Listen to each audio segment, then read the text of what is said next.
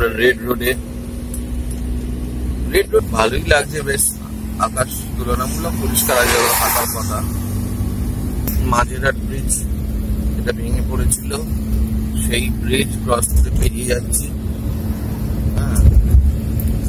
তো এখান থেকে আমরা বাঁ দিক নেবো বা সোজাও বেরোতে পারি, দেখা যাক। বেহালা রাস্তা আমাদেরকে ধরতে হবে, বেহালা চৌরাস্তা, সেই রাস্তা দিয়ে আমাদেরকে এগোতে হবে।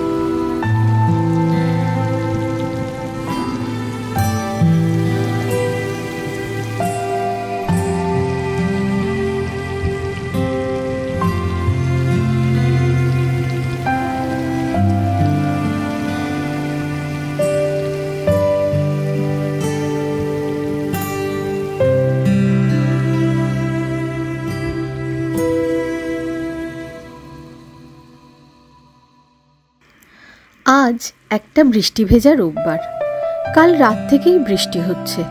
ওয়েদার ফোরকাস্ট বলছে আজও সারাদিন বৃষ্টি হবে। এইসব দেখে কাল রাতেই আমরা সিদ্ধান্ত নিয়েছিলাম যে এই রোববারটা একটু আউটিং চাই। কাজের চাপ, মেয়ের পড়াশোনা সব কিছু নিয়েই হাঁপিয়ে উঠেছিলাম। একটু স্বস্তির নিঃশ্বাস ফেলে মন ভালো করতে আজ আমরা চলেছি বকখালির উদ্দেশ্যে।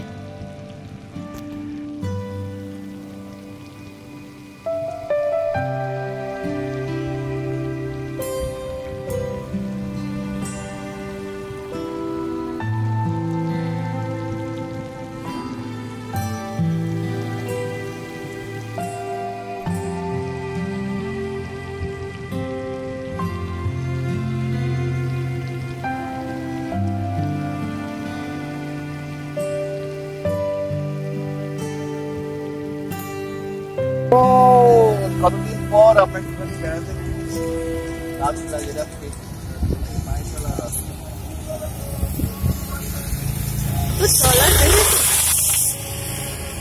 আগে এই নদীটাই পেরিয়ে লঞ্চে ভেসেলে করে পার হতে হতো। এটাই ভেসেলে করে পার হতে হতো। আচ্ছা আচ্ছা।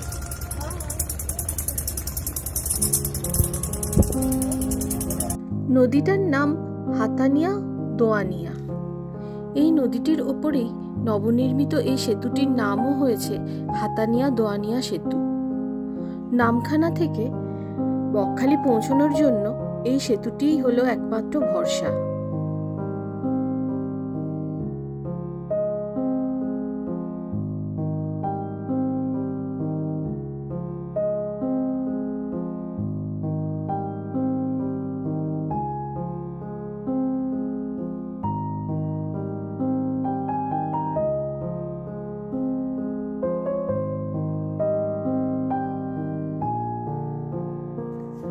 এই হলো বকখালির সমুদ্র সৈকত।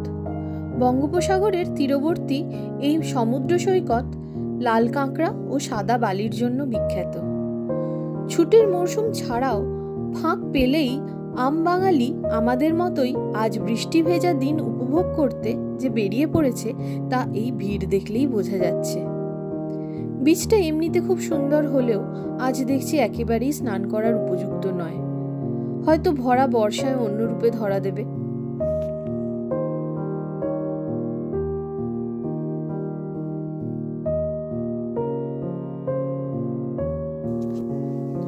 জোয়ারের সময় সমুদ্রের জল সৈকতের একেবারে সামনে চলে আসে, আবার ভাটার সময় সমুদ্র সরে যায় অনেক দূরে। বীচটা একটু অপরিষ্কার থাকলেও সাদা বালিতে ঝিনুক ও লাল কাঁকড়ার আনাগোনা দেখতে দেখতে বেশ খানিকটা সময় আমরা কাটিয়ে ফেললাম।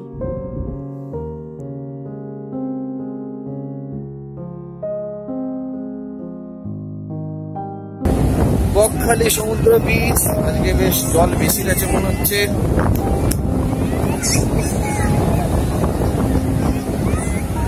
জল একদম পাড়ে চলে আসছে, সবাই আনন্দ করছে, আমরাও করছি।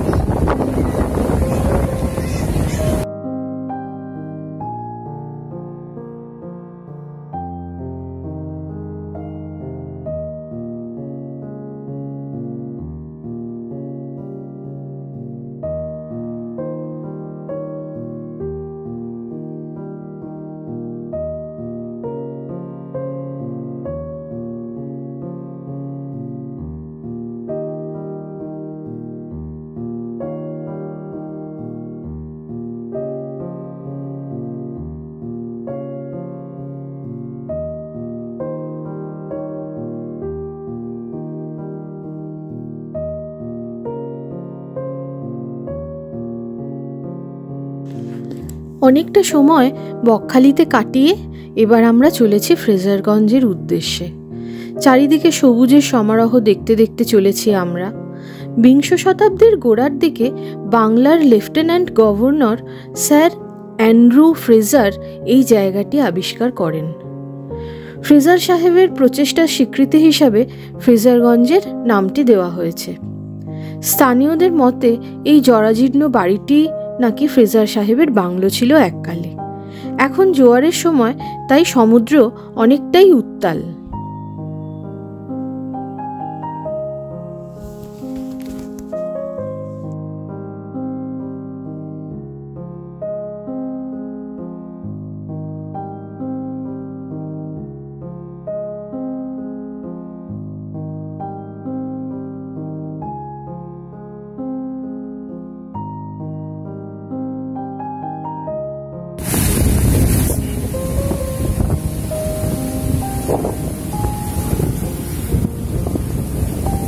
এটা হচ্ছে ফ্রেজার সাহেবের বাংলো, সেটার এখন এইরকম ভগ্নস্তূপ অবস্থা।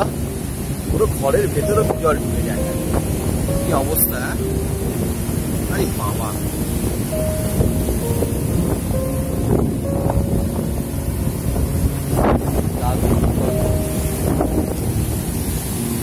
জানি না কতটা শোনা যাবে এটা দিয়ে।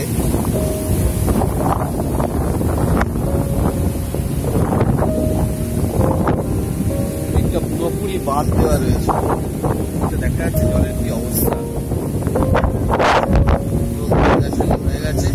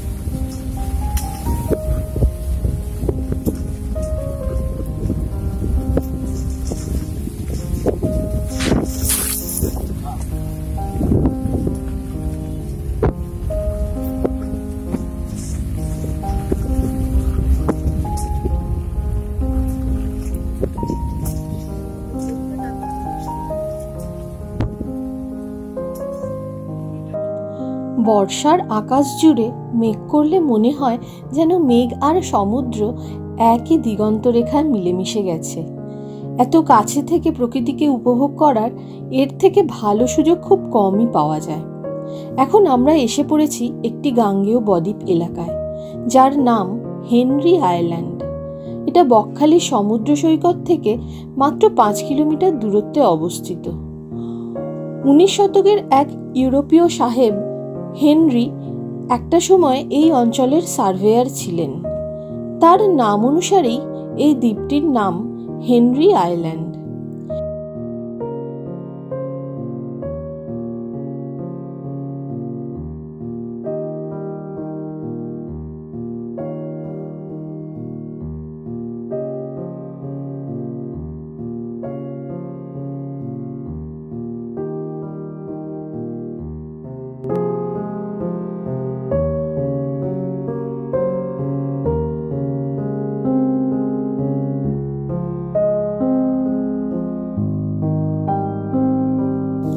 হেনরি আইল্যান্ড সুন্দরবনেরই একটি বিচ্ছিন্ন অংশ হওয়ায় এখানে 600 একর জায়গা জুড়ে ম্যানগ্রোভ অরণ্যে সুন্দরী গরান গেওয়া গাছের সমারোহ রয়েছে।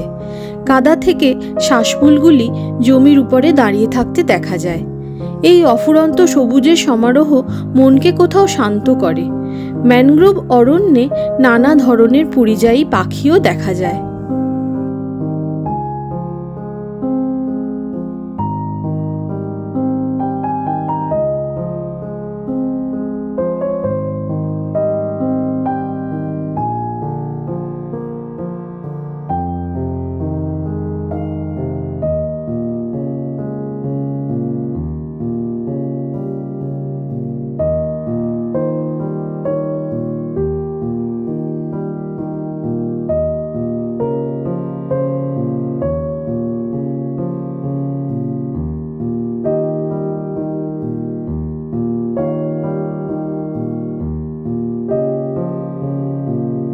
হেনরি আইল্যান্ডে থাকার জন্য পশ্চিমবঙ্গ সরকারের মৎস্য দপ্তরের দুটি সুন্দর ট্যুরিস্ট লজ রয়েছে, সুন্দরী ও ম্যানগ্রোভ ট্যুরিস্ট কমপ্লেক্স।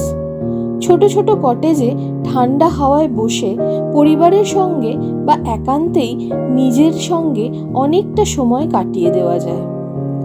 কটেজগুলি ভাড়াও সাধ্যের মধ্যেই, 1000 থেকে 2000-এর মধ্যে এসি নন এসি রুমগুলো পাওয়া যাবে। পশ্চিমবঙ্গ মৎস্য দপ্তরে থেকে বুকিং করা যায় এই কমপ্লেক্সটি। এছাড়া কেউ চাইলে বকখালিতেও বিভিন্ন হোটেলে থেকে হেনরি আইল্যান্ড ঘুরে দেখতে পারেন।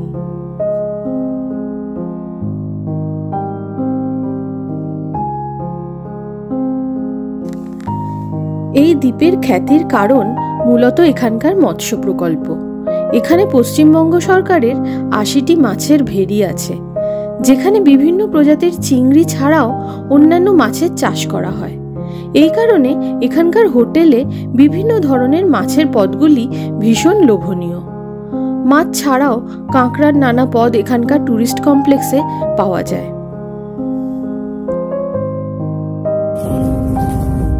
হেনরি আইল্যান্ড, সেই রাস্তা দিয়ে যাচ্ছি।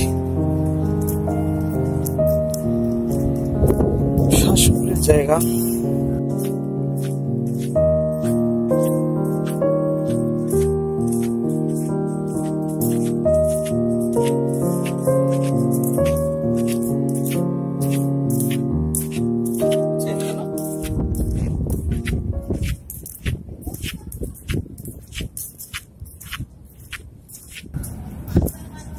সব জলে জলে ভর্তি, সেইখান দিয়ে যাচ্ছি।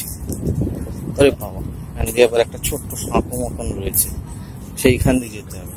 দেখো রে বাবু, ধীরে ধীরে আয়, আস্তে আস্তে আয়, আস্তে করে, আস্তে, দৌড়ো না। এনে স্লিপ করছে, খুব সাবধান।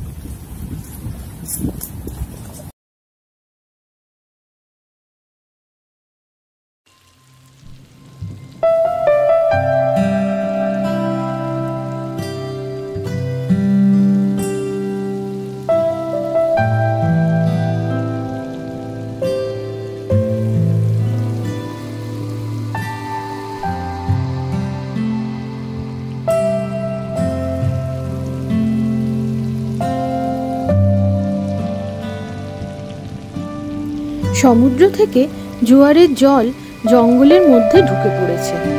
চারিদিকে জল আর জল, বাঁশের সাঁকো পেরিয়ে জেলেনিদের মাছ ধরা দেখতে দেখতে ম্যানগ্রোভ অরণ্যের মধ্যে দিয়ে আমরা এগিয়ে চললাম সমুদ্রের দিকে।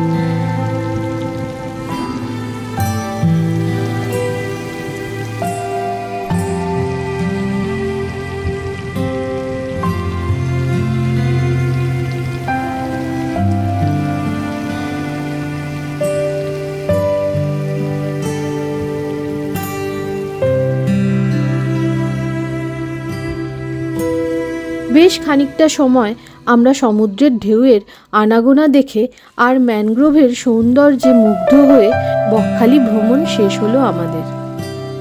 এবার ঘরে ফেরার পালা।